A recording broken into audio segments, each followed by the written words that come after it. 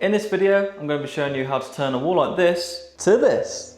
So I'll go through the tools that you need later, but first step would be to decide on what type of paneling that you want, and I'd recommend drawing it down. This is going to be the style that we're going for. So we're having a dado rail across the whole length of the wall and then 3 equal panels below that. Step 2 will now be to get your measurements. So get a tape measure or whatever measuring device you're using. I like to use a combination of the tape measure and this little measuring device that I've got. So the first measurement that you'll need is the full width of the wall that you're paneling onto. Now transfer that measurement onto your drawing. 239.2. Now to work out the actual size of each panel, there's a few things you need to do. Now you'll most probably, like us, have a few obstacles in the way, and the obstacles are going to be light switches and sockets. And the reason why you need to take those into consideration is you don't want to have a panel that runs into it and then you have to sort of bodge it around and start again after the light switch ends. And so the next thing you need to work out is going to be the gaps you want between each panel. So we've gone for 10 centimeters, and so for our design, 10 centimeters is kind of the minimum we can get away with. So now you know how wide you want your gaps to be, then you need to divide that number from the full wall length. So because we've got 1, 2, 3, 4 gaps on the wall, we'll have to minus 40 centimeters from this number here. We've got 239.2 minus 40, and that equals 199.8. So next, because we're having 3 panels, we divide that number by 3. If you was having more, if you was having 4, you'd divide that number by 4, but because we've got 3, in this situation, we divide it by 3, and that equals to 66.4. So now we know that each box has to measure, or each length of the box has to measure 66.4. So now we've got the width of the panels, we need to measure out the length of the panels. I would recommend keeping the gaps equal sizes, so 10 centimeters again. So all I'm going to do is make a mark 10 centimeters off from the skirting board, and from the top dado rail mark, I'm going to measure down 10 centimeters. And essentially that's given us the length of our panels. So we've got the bottom of the top dado rail, 10 centimeters down, the top of the skirting board, 10 centimeters up, and then that measurement there, 86.6. And that's how you do that. 86.6 is going to be that length. Now we know the size of each panel, I would recommend you drawing them on the wall. So what I would always say is always to start with each side piece. So you draw that on the wall, draw that side on the wall, and then you take the 10 centimeter gap mark from that, and that's just in case you've messed up or you're slightly off. You can always adjust the middle one, whereas if you have a wrong measurement on each one of the sides, it might look a little bit off to the eye. So as I said, I'm going to draw it out on the wall now, starting with each side.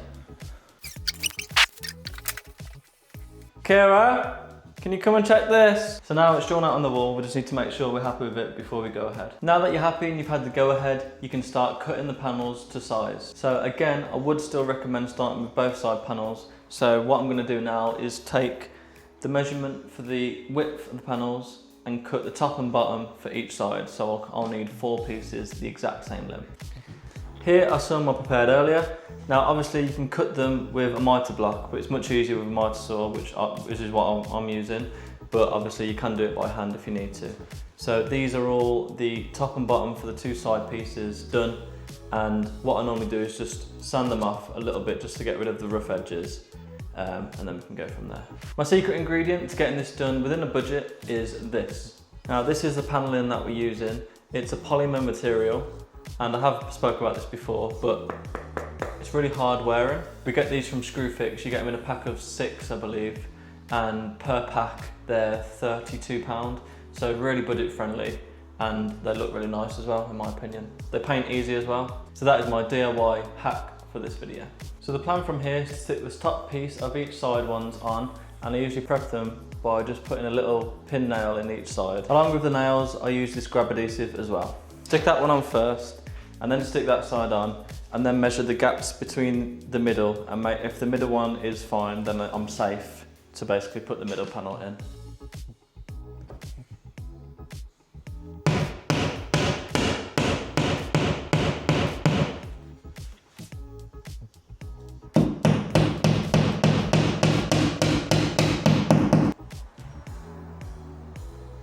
So if you get a good grab adhesive as well, it's handy to do that. You stick it on slightly and then just check the full length of it with the long spirit level.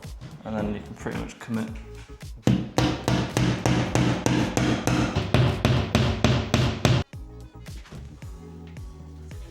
So now I've spent some time getting the top 3 pieces in.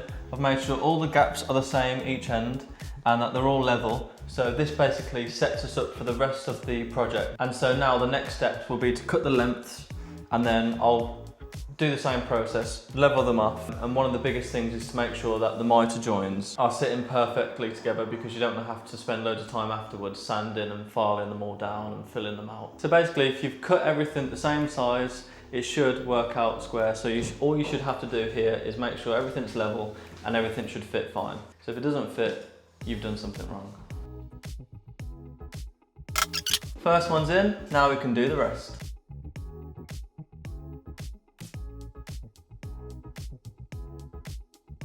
So as you can see, the 3 boxes are in. The next step, obviously for our orientation of paneling, we're going to do the top dado rail. Where I've set the laser up is going to be the bottom of that dado rail. So now you can see before how it's all coming together around the light switches, as I mentioned at the start. The only thing with these polymer materials, on a long length, they can flex, so just make sure that you're checking the level every time. It will look really weird if it's not level compared to these panels underneath it.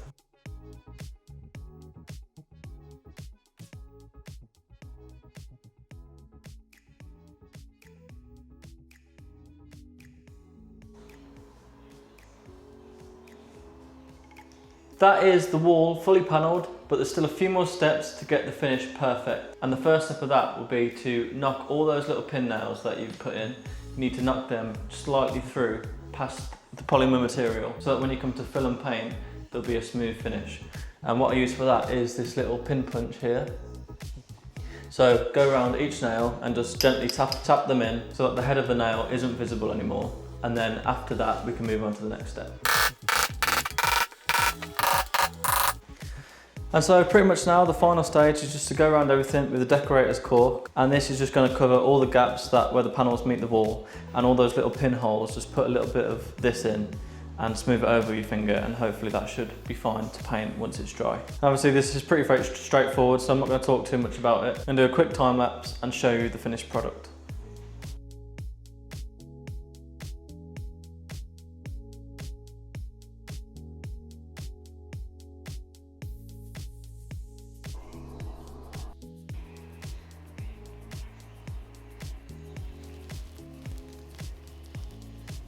So that was how to panel a wall on a budget. As you can see, this is the finished result. It looks really nice. Adds a little bit more character to the wall and has turned out really nice with the paint. Really happy with it. So we hope you enjoyed that video. If you did, please like and subscribe and follow along for more.